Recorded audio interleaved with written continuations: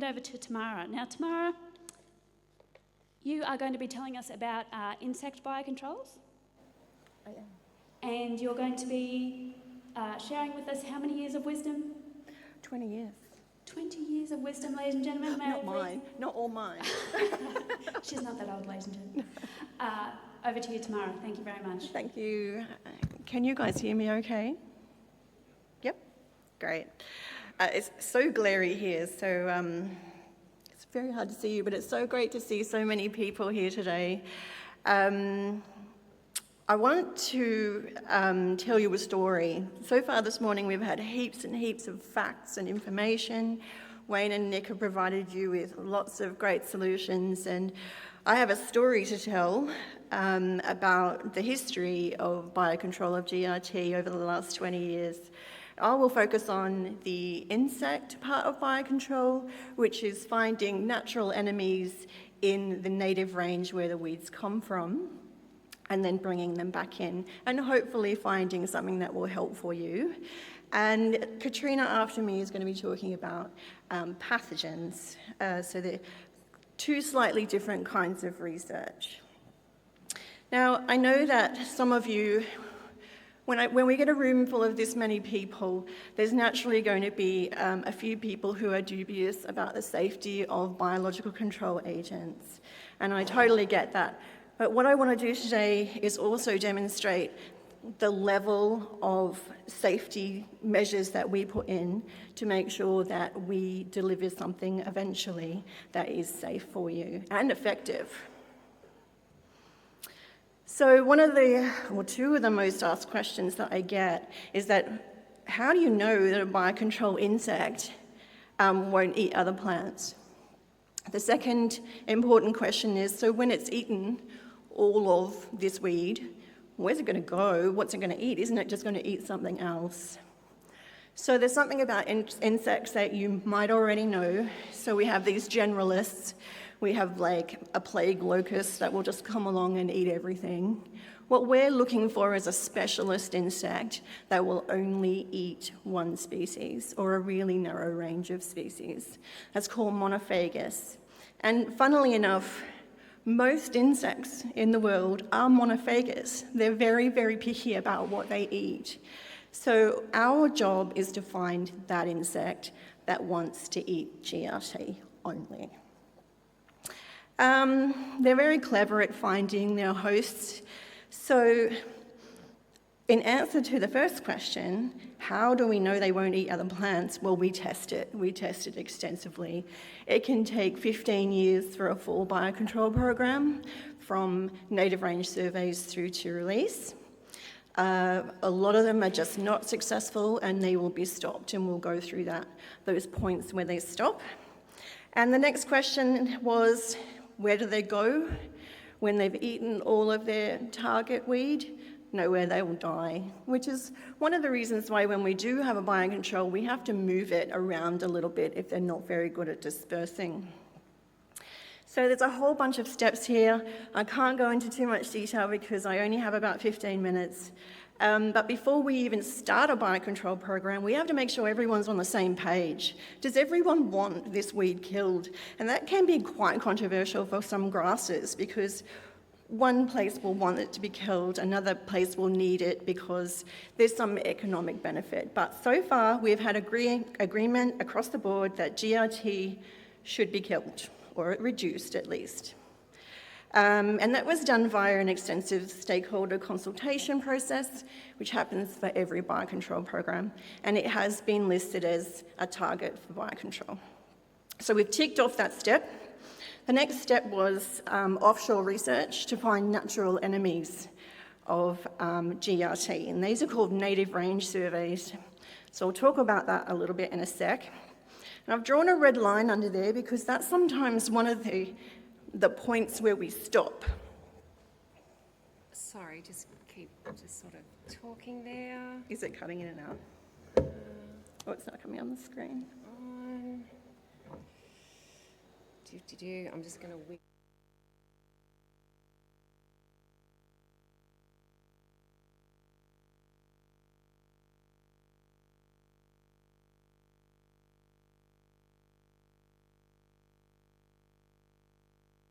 a minute. I feel like, unless we use...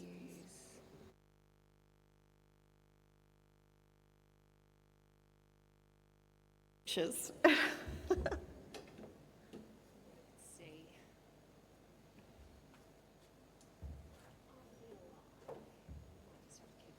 Oh, well. Just a funny little story while we're on natural enemies of GRT. Sometimes we have difficulty finding a natural enemy, and sometimes it's not something we can actually use. GRT, for example, the native range surveys that have been done, there really weren't that many insects that were very damaging, which certainly wasn't helpful for us. And you might ask, well, how is it that their GRT is not out of control in the native range, which is the African continent? And one of the reasons for that is it's being controlled by these large herbivores that they have there. And my colleague in South Africa, who did a bunch of research for us, said that hippos eat a lot of GRT in South Africa. But unfortunately, I cannot bring you a hippo to eat your GRT, so we will continue looking for insects. We still don't have anything on the screen, so I will just keep talking. So once we do find an agent or a potential insect in the native range, we then come back to Australia and ask for all the permits to import it.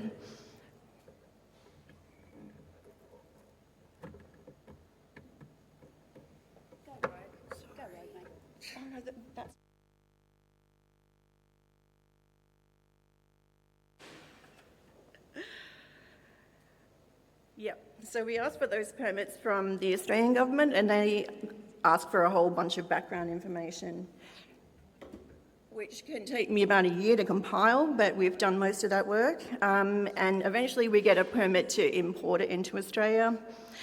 While we're doing that, we develop these massive big host test lists so that we figure out which other grasses we need to test. That's been completed and has been approved by all jurisdictions in Australia.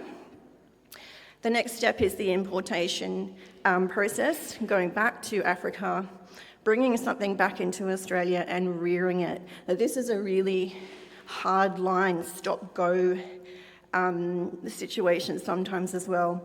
When we bring an insect into quarantine, we have a restricted environment to rear it. So we have to rear it in an artificial condition so that it's safe. It is high security containment.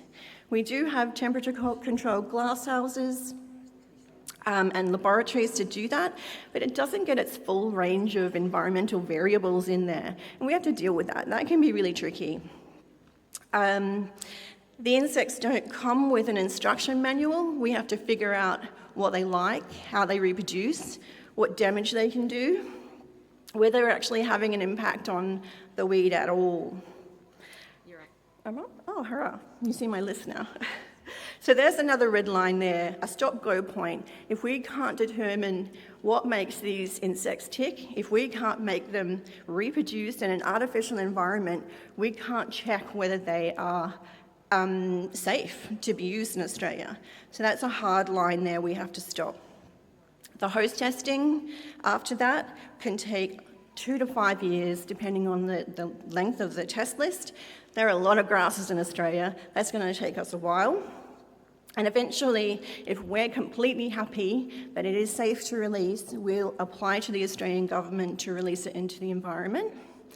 But before that happens, they send all of our data out to all the experts in Australia and around the world to make sure that we've done it correctly. And that can also take many, many years. So for those of you that might be thinking, this is taking you forever, you've been talking about this for a really long time. Where is it? This is where we're at.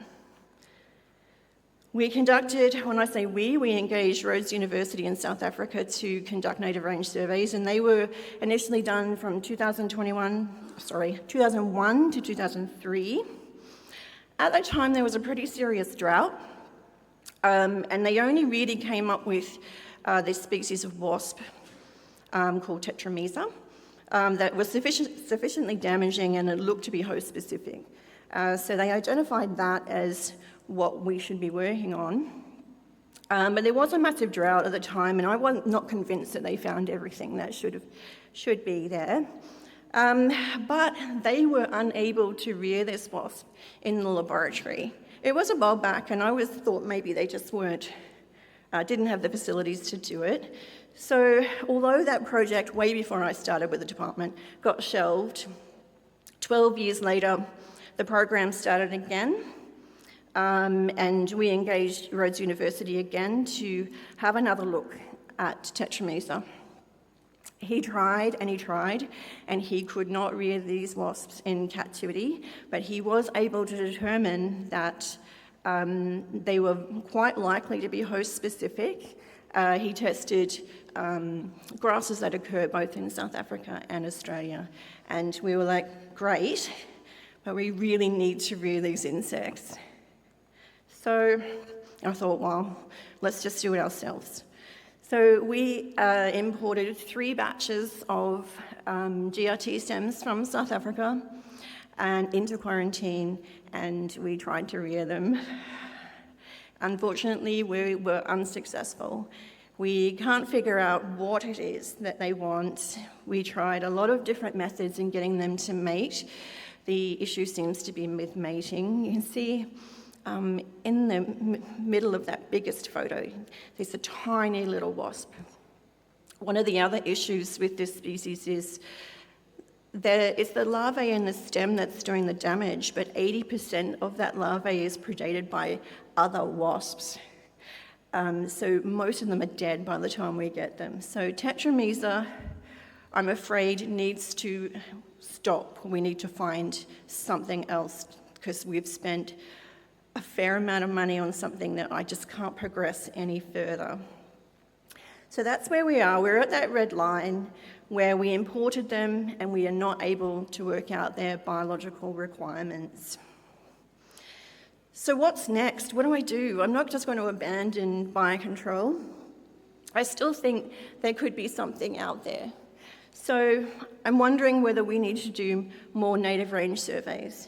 And we live in a technology world now where there's lots of data and lots of information. So let's have a look at where GRT grows in the African continent. You can see on your left-hand side is Spirobolus pyramidalis and a slightly smaller range for natalensis. And where we can see circled here in red are the regions that were investigated for natural enemies of GRT. So a pretty small area in the global scheme of things. But still, there's a massive area to search. Native range surveys are super expensive and super time-consuming and can be a bit hit and miss. Some of these places are at war and we can't go there. Sometimes we'll get funding and by the time we get to go, they're having a drought, they're having a cyclone, they're having a fire, and we just don't get the results we want. So we really need to target where to go. We have excellent new climate modelling tools now, which are really helping us identify where to go. Guy Dutton in South Africa did this research for us, and he used this ecological niche modelling to help us narrow down where to go, where's the best place to go. So just explaining this imagery here, the map of the African continent on the left, the red places are where GRT occurs most. In the middle, we have a map of the African continent, which uses the climate in Australia, where GRT is most, and overlays that over Africa. And then the image on the right combines those two things. Where it's climatically suitable, a climate that matches our distribution of GRT here in Africa. So those areas of red are most likely where we should go to get something that's climatically matched for us. It's been identified eastern South Africa. It's already been searched. I don't think there's any value going there. Eastern Madagascar, I think there's definitely value in that, but it is quite difficult to get into that country. Some countries are resistant to first world countries like Australia marching in and taking their biological material. But we have narrowed this down, but there's another step that we can take. Genetic analysis is much more affordable these days. We're doing it on some other projects, so we're upping our skills with that. And the reason why genetic analysis is important is, I think Wayne mentioned earlier, there's genetic variation within all populations of plants. Some things will look a little bit different.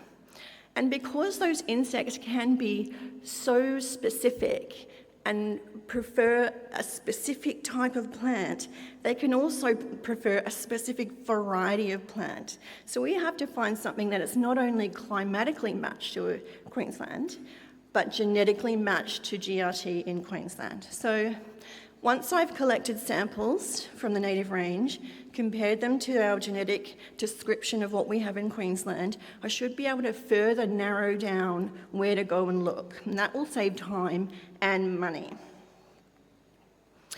And just to reiterate, look how huge the African continent is. Like, is the GRT on one side completely different to the GRT on the other side? So I think that's an important thing that we need to know. Unfortunately, I do not currently have a funded project for GRT biocontrol. We have a massive range of weed priorities across Queensland. I do have applications in to get some funding for this, and I hope to be able to give you some better news the next time I come and talk to you. But Katrina's going to come and talk about the endemic pathogens which have been working alongside.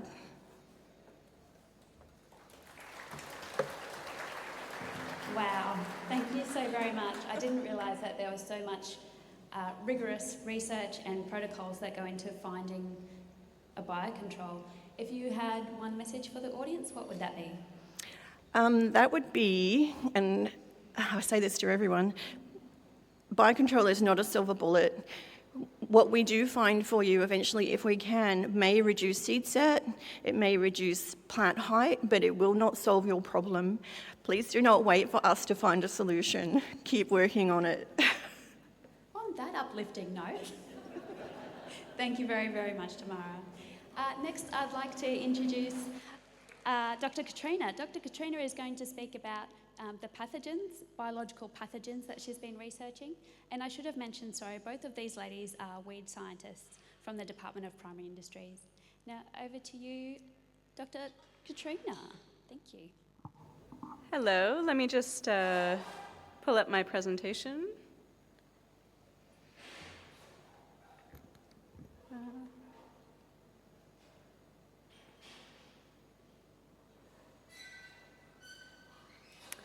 Perfect, it worked.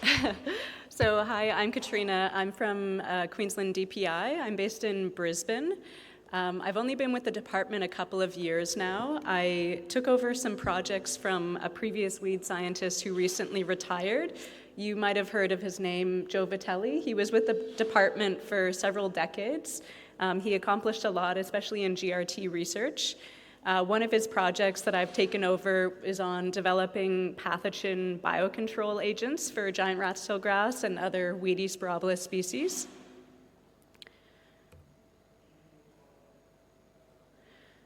So Tamara touched on the native range surveys that were done in Southern Africa about 20 years ago. So they were looking for both insects and pathogens at the time that might be potential biocontrol agents that could be imported into Australia to control GRT. So they found some insects, but they also found around 23 different pathogens on these Sporobolus species, one of which is the GRT leaf smut. The Latin name is Eucelago sporobili indica. You might have heard of this. So they identified it as probably the most promising biocontrol agent that they found at the time. They found that it was widespread across the survey locations, and it infected about half of the tussocks that they surveyed. And the plants that were infected were shorter, and most of them didn't flower. They didn't produce seed heads. So it could be a good biocontrol agent to reduce seed spread. And they found that it only infected giant rat's tail grass and Parramatta grass. So they thought it was probably pretty host specific. As Tamara mentioned, that's really important. It's a prerequisite if you want to import a potential biocontrol agent into Australia. It needs to only affect the target species, so GRT, and not other species like native Australian plants or commercial pasture grasses. You don't want it to have a negative impact. So they brought the leaf smut back to their lab in South Africa, and they started doing host specificity testing. So they started testing the smut on different Australian native plants. So Australia has about 17 different Spirobolus species that are native here. So those are closely related to giant rat's tail grass. They're from the same genus. And they found that when they tried to infect a few of these Spirobolus species, they were able to infect them with the smut. So you can see in the picture here, there's some of their inflorescences. The seed heads are starting to get infected with the smut. So for this reason, they decided to stop pursuing the smut as a potential biocontrol agent. It wouldn't be suitable to import into Australia because it wasn't host specific enough. So about 15 years later, my predecessor, Joe Vitelli, he decided to do surveys for endemic pathogens, so for pathogens that are native to Australia. So he traveled along the Queensland coast looking for diseased plants that he could collect. So during these surveys, he discovered the GRT leaf smut, the same one that was in South Africa 20 years ago. So he found it in a paddock in Taunton in the Gladstone region, and the plants there, they all seem to lack seed heads. And that's because the smut causes these deformed inflorescences, as you can see in the photo there. So it prevents seed heads from forming, as they saw in South Africa as well.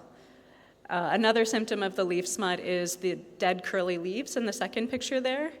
And if you want to identify it, you can find the spores. They're blackish brown and they're dry, and they're usually growing on the leaf tissue, and you can kind of rub them off pretty easily with your fingers. So that's just a close-up of the spores under the microscope as well. So a few years later, Joe decided to do a more in-depth survey for the leaf smut to figure out its distribution. Where is it located in Queensland? So he found it at 11 different sites along the coast, all the way up near Cairns in Herberton, and then as far south as Casino, just west of Lismore. And interestingly, he found that the disease severity was higher in the more southern regions. So down here, it seems to be more suited to the conditions here. So there's another pathogen in the field that you might come across called the false smut. So this is a completely different species, and don't confuse it with the leaf smut. You can see the difference. The false smut, it allows the seed heads to form, and then it produces this blackish brown fungal growth on them. Versus the leaf smut that I'm talking about today, it doesn't let seed heads form properly. So the false smut was actually investigated earlier as a potential biocontrol agent, but they decided not to pursue it because it wasn't very impactful on GRT, and it wasn't host specific enough. So during the field surveys that Joe and his team did, they also observed the other grass species that were growing alongside the infected GRT plants. So they wanted to see whether the smut was able to infect these other species that were cohabiting with these infected plants. And they looked at 75 different grass species, and they found no signs of infection. So this means that it's probably pretty host-specific. It only infects these weedy Spirobolus species. The only Spirobolus species they found infecting the smut infecting in the field were GRT, Spirobolus natalensis, and also giant Parramatta grass, which is Spirobolus fertilis. They also brought the smut back to the glasshouse at our facility in Brisbane, and they did some testing. They tried to infect a bunch of different grass species with the smut. They targeted 60 different grass species, close relatives and distant relatives of GRT, as well as some commercial pasture grasses, and it didn't infect any of those species. So we're pretty confident that in these natural environments, it only infects these weedy Spirobolus species.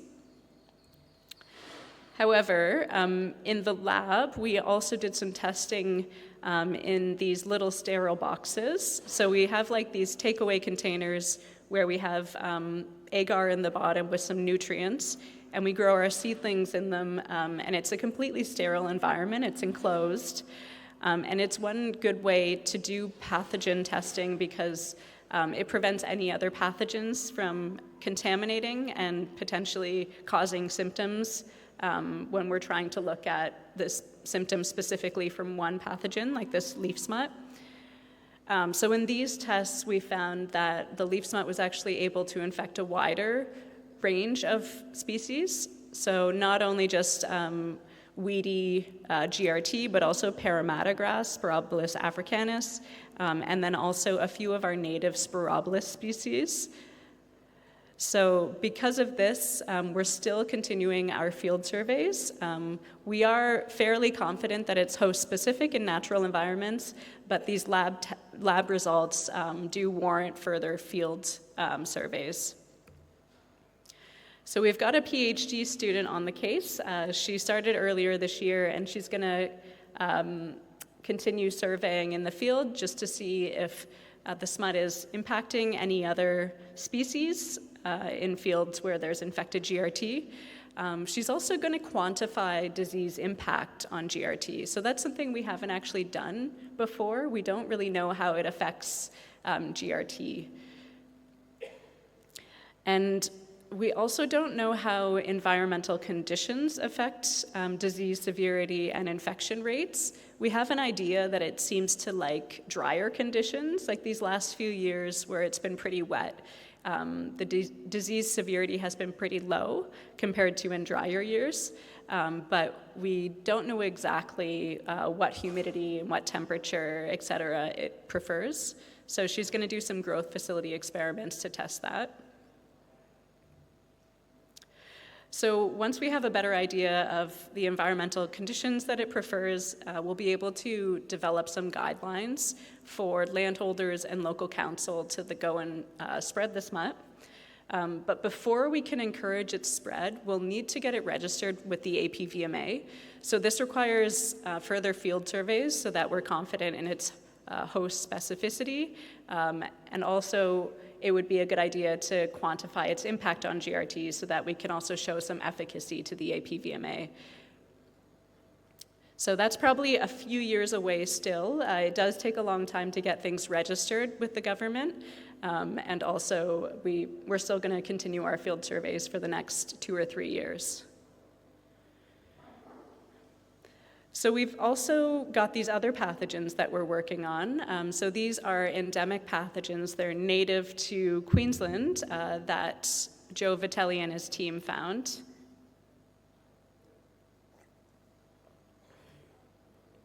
So these pathogens we're trying to develop into bioherbicides. So bioherbicides are basically just the same thing as herbicides, except instead of having an active ingredient like glyphosate, they have fungal inoculum, like spores, and they can be applied in the same way as herbicides, like by boom or however you want to spray them or spread them, and they should provide more immediate weed control than classical biocontrol agents like Tamara's insects. So to develop bioherbicides, we need to use pathogens that are easy to culture, they grow quickly, they're host-specific, and they're highly pathogenic, so they cause a lot of impact on GRT. The smut that I was just talking about wouldn't be suitable for turning into a bioherbicide because it's not easy to culture. It can't be grown in artificial environments. Like, you know, sometimes you can grow mushrooms in grow bags of grain or straw or whatever. It doesn't like that. It can only be cultured in plants, so you'd have to have greenhouses of GRT plants, and it would just be too expensive to mass produce. So Joe's surveys that he did a few years ago, so he went along the Queensland coast and he collected a bunch of diseased samples and then brought those samples back to the lab where they took them into a sterile environment and started growing the pathogens from the tissues. And they were able to isolate a bunch of pure cultures of different fungal strains. So they isolated about 500 fungal strains, and then they decided to do a genetic analysis so that they could classify them and identify them, see what species they were. And they identified 58 completely new, never been described species, many of which they named and have now published, but I'm still working on identifying quite a few of them. So these 58, we've been slowly working on testing them on GRT and other non-target species. So we've been doing these pathogenicity tests in these sterile boxes, like I showed you before. So this box contains a bunch of weedy Spirobolus seedlings, so it's GRT, Parramatta grass, American rat's tail grass, and this is one of our pathogens, Darksidea theta, which was named by a big Star Wars fan. This pathogen we used to inoculate, so we infected these seedlings, and you can see the infection development over 7 weeks, how the majority of the seedlings have died because of the pathogen. So we're finding this pathogen fairly effective, and we're going to keep studying this one. This is another example of a different pathogen that we're working on, Microdochium dawsoniorum.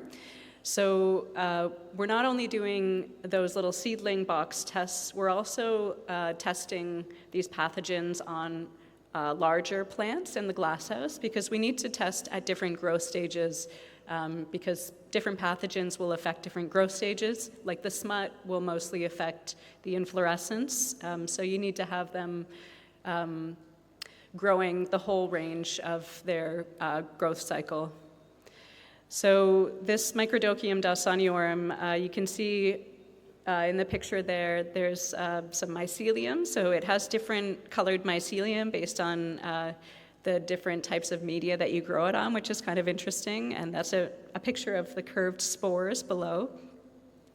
And these are some plants that were infected with the pathogen, and you can see how they're starting to wilt after a few weeks.